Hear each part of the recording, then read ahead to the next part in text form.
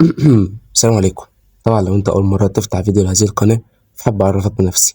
انا ياسين محمد من راديو 70 شاب عربي مصري بقدم محتوى على هيئة راديو، بتكلم فيه بوجهة نظري عن الفن، عن الكورة، عن اي حاجة تانية، بس اهم حاجة اكون فاهم فيها وما اقعدش افتي، والاهم من ده كله كمان اني اكون حاببها. والصراحة الحلقة دي انا حاببها جدا، لان انا بتكلم من وجهة نظري عن اسطورة اسمها محمد سلام. ومش اسطورة بس عشان موقف الرجول الاخراني اللي عمله مع الشوال، لا، هو أسطورة كمان في الفن. وده اللي هنتكلم فيه النهاردة. هو ليه محمد سلام ممثل مختلف؟ بس قبل ما نبدأ يا ريت كلنا ما ننساش بطلة وإنسانة عظيمة زي ريم حامد بالدعاء. السلام عليكم ورحمة الله وبركاته. أنا ياسين محمد من راديو 70 والحلقة دي هنتكلم فيها عن محمد سلام. لو هنشبه محمد سلام بحاجة هتبقى الملح. اشمعنى يعني هو في أكلة حلوة تنفع من غير ملح؟ يبقى مفيش عمل، خصوصا لو كوميدي ينفع من غير سلام. محمد سلام كده عامل يا معلم زي عبد المنعم ابراهيم في الابيض واسود. مفيش عمل كوميدي حلو الا تلاقي فيه عبد المنعم ابراهيم، وهو مش دور بطولة، هو دور تاني. وبالرغم من كده فمحمد سلام ما بيعملش كوميديا وبس، لا، فنان متنوع ومتجدد فشخ. يعني مثلا لو حطيته في الدراما مش هيقول لا.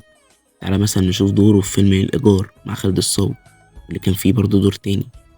تعالى نشوف دوره في أبو عمرو المصري. يا راجل سيبك من كل ده، أنا بس عايزك تروح تشوف مشهده مع أحمد مكي فيلم لا تراجع ولا استسلام. في أول 5 دقايق من الفيلم يثبتوا لك قد إيه إن محمد سلام أو أحمد مكي ممثلين من العيار التقيل أوي. تعالى مثلا نشوف موسم رمضان 2015. الموسم ده بالذات يثبت لك قد إيه إن محمد سلام ممثل متنوع ومهدور حقه. محمد سلام عمل في الموسم ده 3 مسلسلات: مسلسل حق ميت، مسلسل الكبير الجزء الخامس، ومسلسل لهفة. وطبعا مش محتاج اتكلم محمد سلام عمل ايه في ال3 ادوار، خصوصا لهفة والكبير، وتحديدا الكبير لان الكبير كان تحدي صعب قوي. لان اللي كان مثلا دلوقتي مطالب منه يضحك 10% بقى مطالب منه يضحك 30%، لان ده بسبب رحيل شخصية رئيسية زي هدية. فبالتالي مساحة اي دور هتزيد في المسلسل. برضه عشان تعرف قد ايه هو ممثل ذكي وشاطر، ارجع شوف تجربتين البطولة المشتركة اللي هو عملهم، مرة مع مصطفى خاطر في ربع رومي، والتانية كانت مع محمد عبد الرحمن في جمجم وبمبم. وطبعا المسلسلين دول كسروا الدنيا، خصوصا جمجم وبمبم ان هو تقريبا اول مسلسل عرفنا على فكرة المسلسلات القصيرة اللي على المنصات دي، اللي بتتعمل 10 حلقات و15 حلقة وكده، بدل ما نقعد 30 حلقة بنهري في أحداث ملهاش لازمة. بس كده يا معلم، بالرغم اللي احنا قلناه ده فمحمد سلام مهدور حقه.